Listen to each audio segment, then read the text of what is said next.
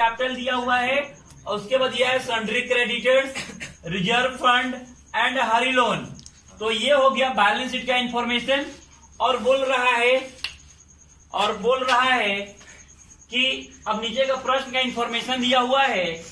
The lease was sold for 6,300, furniture and fitting 3,300, stock for 13,800, book डेब्ट 800, plant 4,800 और creditor का paid दिया हुआ है 2,600।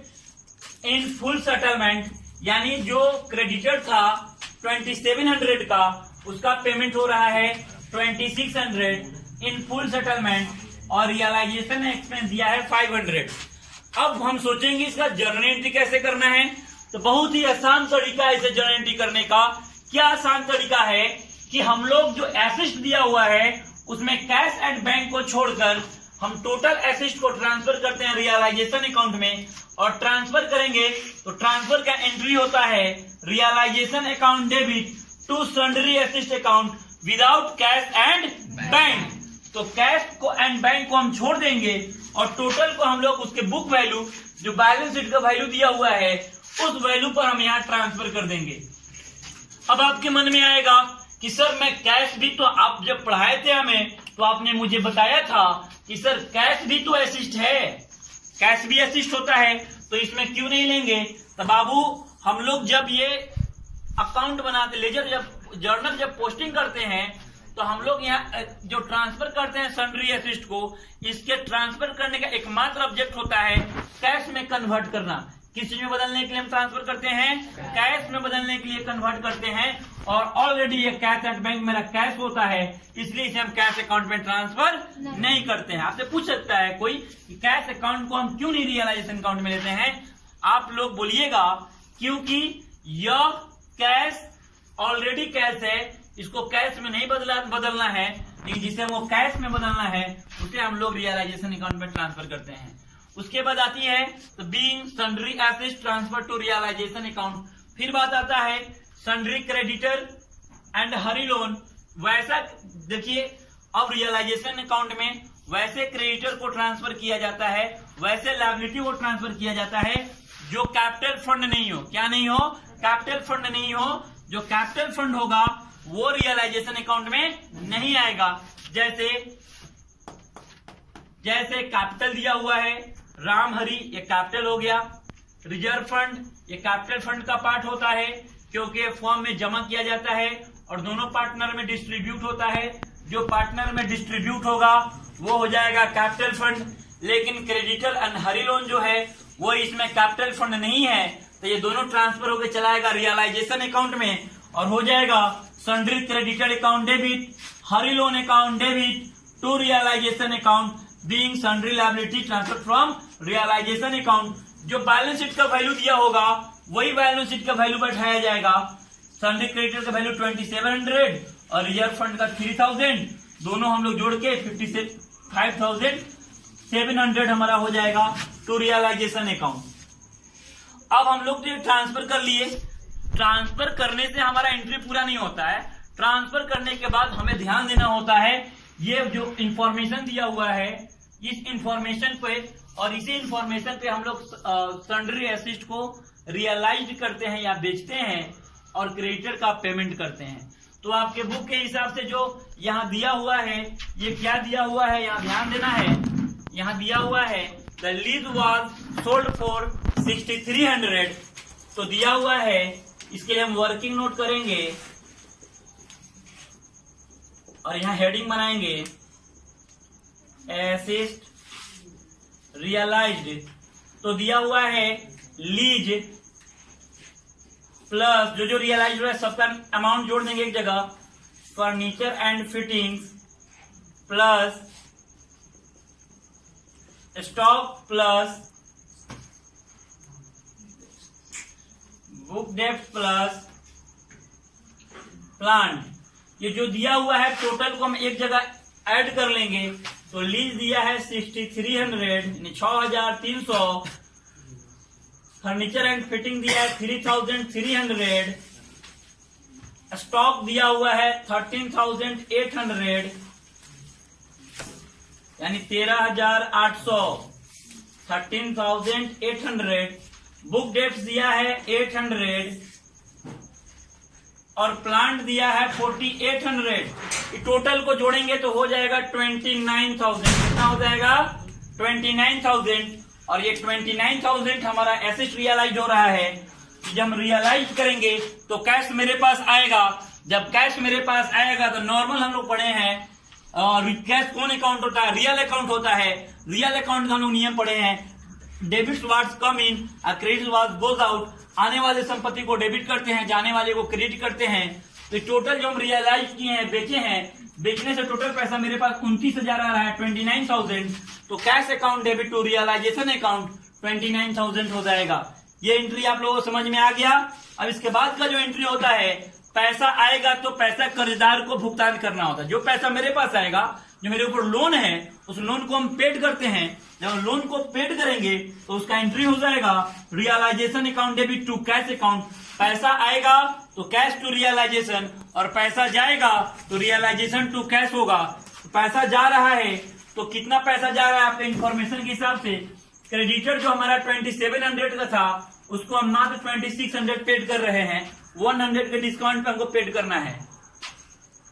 और यहाँ पे इस इंफॉर्मेशन में हरी लोन के बारे में कोई इंफॉर्मेशन नहीं दिया हुआ है। तो जितना वैल्यू है, जो हरी लोन का वैल्यू है 3,000, यही पैसा जोड़कर क्रेडिटर में जोड़ देंगे दोनों। तो यहाँ क्रेडिटर पेड होगा, जो पेड का अमाउंट होगा वो हो जाएगा 3,000 हरी लोन और 2600 जो इंफॉर्मेशन दिया है। टोटल जोड़ेंगे तो 5,600 हो जाएगा। ये पैसा हमारा जो आया है उसमें से जा रहा है, तो जाने का एंट्री होता है realisation account debit to cash account being creditors और लोन पेड। यानी दोनों को पेड कर रहे हैं, दोनों को जोड़ दिए हैं, तो दोनों को ऐड करने के बाद 5,600 आया, तो 5,600 हम पेड कर दिए। ये पेड करने का पैसा जा रहा है ना, इसलिए हम लोग यहाँ कैश क्रेडिट किए और रियलाइजेशन को डेबिट किए हैं। यहाँ पैसा आ रहा था, इसलिए cash account to realisation account हुआ है।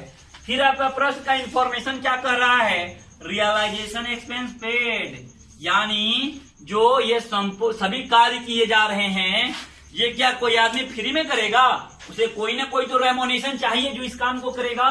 तो रेमोनेशन के रूप में खर्च कितना हो रहा है? फर्म का खर्च 500 हो रहा है। तो realisation account debit to cash account, ये 500 का एंट्री हो जाएगा।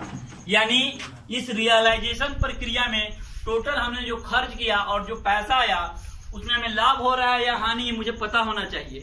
तो इसके लाभ और हानि को पता करने के लिए हम एक नॉर्मल सा वर्किंग नोट करेंगे। देखिए आपको वर्किंग नोट लिखा हुआ दिखाई दे रहा है। ये वर्किंग नोट है किस चीज का? Profit and loss on realisation. यानी जो रियलाइजेशन का हमने वर्क किया, उसमें हमें क्या प्रॉफिट और क्या लॉस होगा, ये जानने का एक आसान तरीका होता है। जो मेरा रियलाइजेशन डेबिट है, वो डेबिट एक साइड में कर देंगे। जैसे रियलाइजेशन अकाउंट यहाँ डेबिट, यहाँ ध्यान दीजिएगा, रियलाइजेशन अकाउंट डेबिट 29,700 है, तो ये डेबिट है। तो देखिए डेबिट में 29,700 लिख दिए हम। फिर यहाँ देखेंगे रियलाइजेशन क्रेडिट है, क्रेडिट में 5700 यानी 5700 है, 5,700 यानी 5,700 है, तो हमने क्रेडिट में लिख दिया 5,700। फिर देखेंगे यहाँ रियलाइजेशन क्रेडिट है और रियलाइजेशन क्रेडिट का वैल्यू 29,000 है, तो हमने क्रेडिट में लिख दिया 29,000।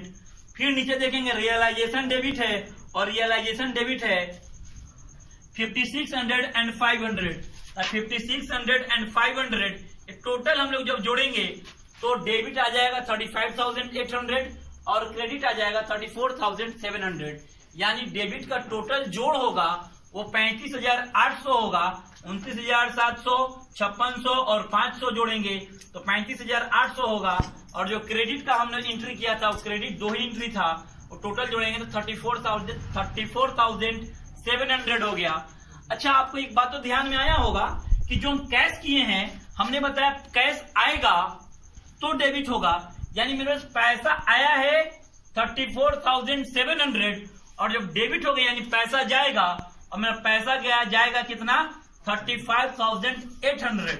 यानी अब कहेंगे इसका अर्थ हुआ क्रेडिट से डेबिट को घटाते हैं। क्रेडिट जो पैसा आया है, जो जाएगा उसमें से घटाते हैं।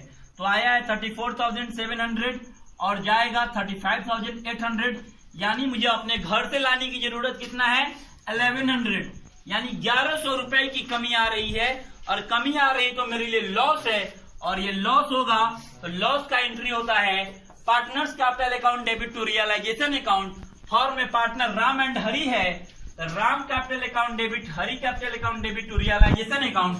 ये 1100 जो आया है, यह क्वेश्चन बोला था इक्वल रेशियो का पार्टनर है। किस रेशियो का पार्टनर है? इक्वल रेशियो का पार्टनर है। तो इक्वल रेशियो में बांटेंगे तो 1100 इंटू 1/2, 1100 इंटू 1/2। जब मैं इसे बांटूंगा तो 550 एंड 550 यानी 5050, 550, 550 और 550 आएगा, और 550 और 550 का जब हम एंट्री करेंगे तो देखिए इसका एंट्री क्या होगा, ध्यान देना है। लॉस होगा तो पार्टनर्स को डेबिट करते हैं, यदि प्रॉफिट होता तो पार्टनर्स को क्रेडिट करते हैं। लेकिन ये केस कौन सा है? लॉस है। तो Ram capital account debit, Hari capital account debit, दोनों का अमाउंट 550, 550, लॉस का एंट्री कर दिए। तो लॉस का एंट्री आया 550 एंड 550। इसका एंट्री होता है Ram capital account debit, Hari capital account debit to realisation account. तो इसका narration being realisation loss transfer to partners capital account. अब हम प्रश्न में देखेंगे जनरल रिजर्व, जो कैपिटल फंड का दिया हुआ है उसका एंट्री करेंगे। तो कैपिटल फंड में दिया है जनरल रिजर्व, तो ये रिजर्व फंड दिया हुआ है, सॉरी रिजर्व फंड दिया है। तो रिजर्व फंड का एंट्री होता है reserve fund account debit to partners capital account. Reserve fund हो गया 3000, और partners capital account Ram capital account debit, Hari capital account debit. 3000 को इक्वल रेशियो में बांटना है, क्योंकि इक्वल रेशियो का पार्टनर है। तो इक्वल रेशियो को हम 3000 को बांटेंगे तो 1/2 करेंगे तो 1500 और 1500 चला आएगा। उसके बाद आता है फाइनल पेमेंट का एंट्री होता है। किसका एंट्री होता है? फाइनल पेमेंट का एंट्री होता है। जब मैं फाइनल पेमेंट का एंट्री करूंगा तो उसके लिए ओल्ड कैपिटल वर्किंग नोट करते हैं कैपिटल का। इसका वर्किंग नोट करते हैं फाइनल पेमेंट का। जब हम करेंगे तो capital in balance sheet value, capital in balance sheet value, Ram का 12000 दिया हुआ है कैपिटल में, देखिए यहाँ पे, और हरि का भी 12000 दिया हुआ है। तो राम का 12000 और हरि का 12000 यानी 12000 एंड 12000 हम कैपिटल का बैलेंस यहाँ लिख देंगे। और इसमें जो जनरल रिजर्व होता है दोनों में डिस्ट्रीब्यूट होता है, दोनों को ऐड कर देंगे तो कैपिटल हो जाएगा 13500, 13500 यानी 13500 राम का कैपिटल हो गया और हरि का 13500। लेकिन यहाँ बात आता है, हमें पता है लॉस होगा तो कैपिटल घटेगा, लॉस होगा तो कैपिटल घटेगा। तो हमें लॉस हो रहा है 500 का लॉस हो रहा है राम को, और हरि को लॉस हो रहा है 550 का, यानी 550 राम को हरि लॉस है और हरि को 550 लॉस है। तो लॉस ऑन रियलाइजेशन के नाम से दोनों में से 550 और 550 घटा देंगे। तो घटाने के बाद दोनों के पास बैलेंस कितना बचेगा? 12950, यानी 12950, 12950 दोनों का बैलेंस है। जब इसका एंट्री करेंगे तो Ram capital account debit, Hari capital account debit to cash and bank account, और दोनों ऐड करके 25900 हो जाएगा। यानी फर्म का टोटल कैपिटल कैश में कितना हो जाएगा? 25900, दोनों को पेमेंट किया जाएगा। यानी कि जो लॉस हुआ है अपने कैपिटल से पैसा दे चुका है, और जो लॉस हुआ है वो पूरा किया गया, और उसके बाद उनका पैसा जो बच रहा है वो उनको पेमेंट किया जाएगा 12950 और 12950 बीइंग फाइनल पेड मेड, यानी फाइनल कैपिटल कितना मेड होगा, पेमेंट होगा 12950, 12950। चलिए, जिनको जिनको समझ में आया है बहुत अच्छा बात है। यदि आपको समझ में नहीं आया है कोई भी ऐसा पॉइंट तो आप कमेंट बॉक्स में लिख दीजिए, मैं उसे पुनः समझाने का प्रयास करूंगा। चलिए, बेस्ट ऑफ लक।